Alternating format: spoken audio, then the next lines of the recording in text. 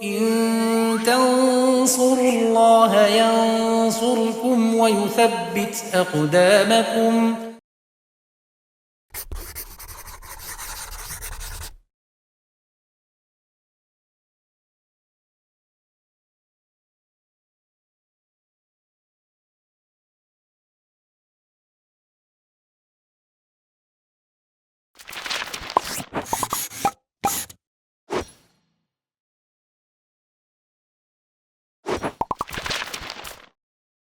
Bismillahirrahmanirrahim. Alhamdulillah wassalatu wassalamu ala Rasulillah wa ala alihi wa sahbihi wa man tabi'ahum bi ihsanin ila yaumiddin, amma ba'd.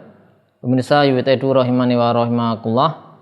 Kita lanjutkan pelajaran kita masih bersama kitab Al-Muqaddimah Al-Hadramiyah dalam bahasan sunnah-sunnah ketika sholat Aid. Ya, kita lanjutkan apa yang disampaikan oleh musannif. Beliau mengatakan rahimahullah ta'ala, wal isra'u fin nahri wa ta'akhuru fil fitri.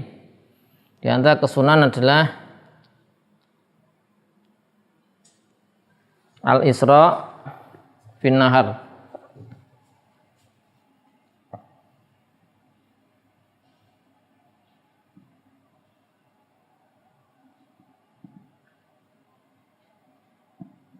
wa ta'akhur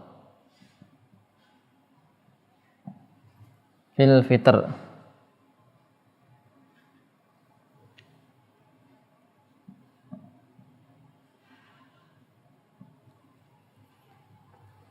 Ya. Nah, sholat Id ada sholat Idul Fitri, ada sholat Idul Adha. Nah, ketika sholat Idul Adha, nahar, yaumun nahar 10 Dzulhijjah, maka disunahkan bagi imam untuk bersegera keluar, ya, menuju tempat sholat. Nah, ini untuk sholat Idul Adha. Wa ta'ahur qalilan, dan sedikit ditunda untuk keluar menuju sholat Id. Dan ini berdasarkan hadis yang mursal. Ta'ahur yaitu ditunda sedikit, diundur sedikit untuk menuju sholat Id Idul Fitri, ya, yang Idul Fitri. Jadi kalau Idul Adha itu dipercepat menuju tempat sholat, yaitu dia sholat di awal waktu yang utama agar nanti bisa menyembelih, ya, menyembelih dengan segera. Waktunya lebih longgar. Di antara hikmahnya, ya, itisa waktu al-udhiyah ba'da sholah, ya. Kalau untuk Idul Fitri agak diperlambat karena apa? Agar lebih longgar waktu menyalurkan harta. Ini hikmahnya itisa waktul udhiyah.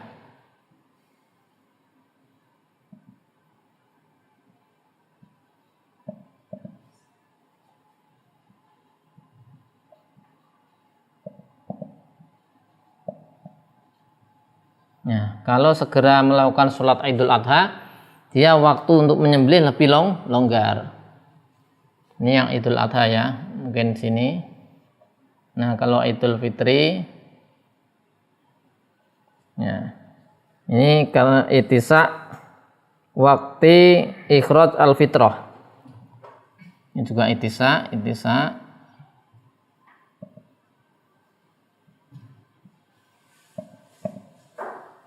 itu waktu ikhrajil fitrah.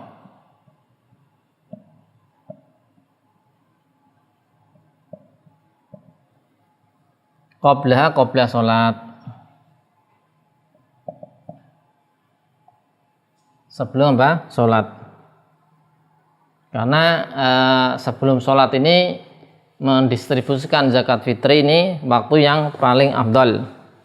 Itu hikmah kenapa kemudian ketika sholat Idul Adha disegerakan, adapun Idul Fitri agak ditunda.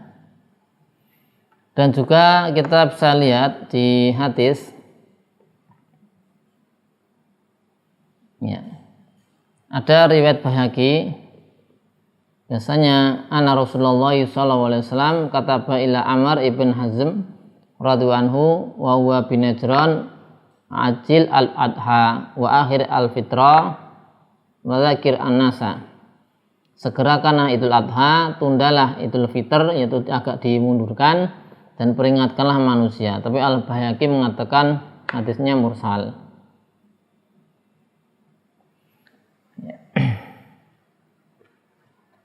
Kemudian di antara kesunahan lagi adalah beliau mengatakan wal aklu fihi qablaha wa tamrun wa witrun. Ya. Disunahkan untuk makan fihi yaitu fil fitr, di Idul Fitri. Di antara kesunahan adalah kesunahan al aklu fi al fitr.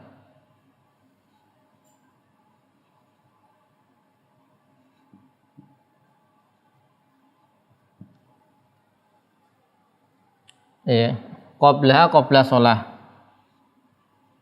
yaitu makan dulu sebelum sholat Idul Fitri. Yang kesunnya demikian, makan ataupun minum ya sebelum sholat. Di Busra Al-Karim disebutkan walau fi tariq awil masjid. Sebelum sholat itu mencakup meskipun di jalan ya.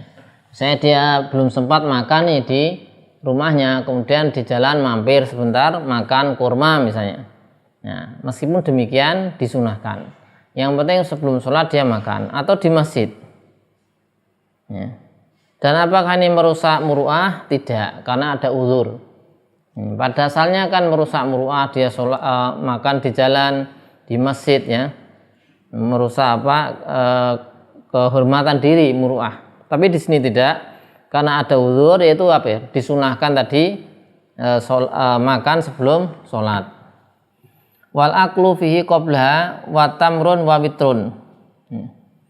Dan disunahkan yang dimakan tamr dan witir ganjil. Ya, tamr.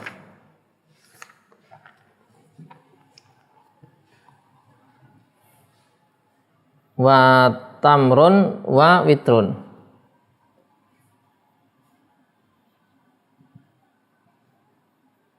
Wa witr. Ya.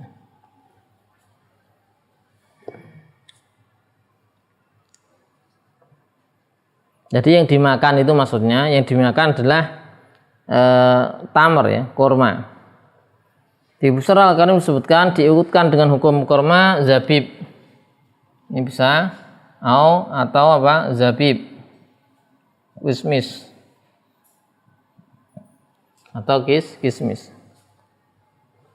Ya, disunahkan bagi setiap orang baik itu imam ataupun makmum ya untuk makan atau minum di Idul Fitri sebelum sholat. Dan yang dimakan disunahkan adalah tamar dan hitungannya ganjil. Adapun ketika Idul Adha, dia menahan diri tidak makan dulu, wa yumsiku fil adha. Ya. Menahan diri tidak makan terlebih dahulu. Karena mengikuti Nabi SAW.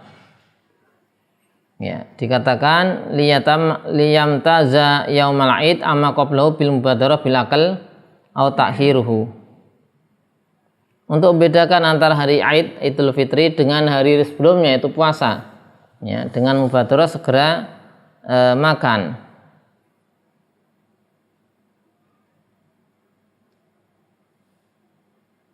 Ya, secara asal meskipun kemudian misalnya dia ada uzur pas Ramadan nggak puasa atau pas hari raya Idul Adha sebelumnya puasa. Ya. Kita bisa lihat hadis Nabi SAW berkaitan dengan kesunahan ini, yaitu makan sebelum sholat Idul Fitri ya. Dan yang dimakan tamar dan witir ganjil. Di antaranya adalah hadis Anas ibn Malik radhiyallahu anhu qala kana Rasulullah sallallahu alaihi wasallam la yagdu yaumal fitri hatta yakula tamarat.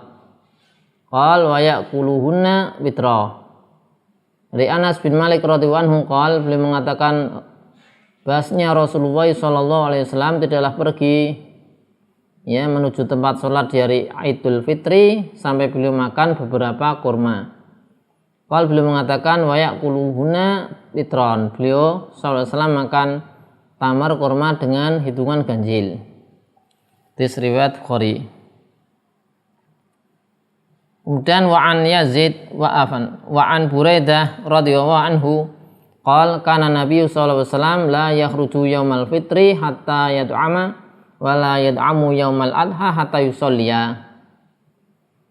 Dari Buraidah radhiyallahu anhu, beliau mengatakan Nabi sallallahu alaihi wasallam tidaklah keluar di hari Idul Fitri sampai makan. Jadi makan dulu baru keluar kalau Idul Fitri. Wala yad'amu, tidaklah makan yaumul adha di hari adha, Idul Adha hatta yusolli, sampai sholat. Kalau Idul Adha sholat dulu. Itu riwayat Tirmidzi.